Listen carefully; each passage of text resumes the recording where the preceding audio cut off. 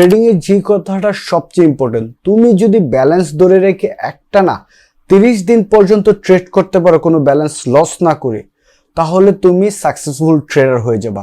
এটা কিন্তু আমার কথা না, অনেক পরীক্ষিত এবং ওয়ার্ল্ডের বিগেস্ট যেসব ট্রেডার আছে তাদেরই কথা। তুমি যদি তোমার ব্যালেন্সটাকে লস না করে 30 দিন পর্যন্ত সার্ভাইভ করতে চাও, তাহলেই তোমাকে চলে আসতে হবে মানি ম্যানেজমেন্টের কাছে। এখন কথা হচ্ছে মানি ম্যানেজমেন্ট কিভাবে করব। মানি ম্যানেজমেন্ট করার কয়েকটা ওয়ে আছে।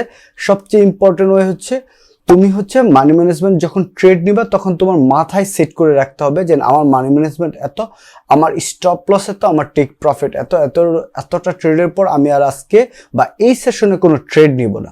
কিন্তু একটা জিনিস চিন্তা করো, তুমি কিন্তু মানুষ আর ট্রেড নিচ্ছ ওটিসিতে। ওটিসি কিন্তু কম্পিউটার চালিত একটা রোবোটিক মার্কেট, রাইট? সো এখন কেমন হয় যদি রোবটের সাথে তুমি রোবট দিয়েই খেলো?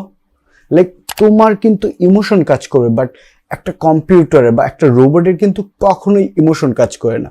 সেই ক্ষেত্রে তুমি যদি রোবট দিয়ে তোমার মানি ম্যানেজমেন্টটা ফলো করো, তাহলে কিন্তু তোমার ইমোশনটা তুমি কন্ট্রোল করতে পারবা, ওভার ট্রেড থেকে নিজেকে বিরত রাখতে পারবা।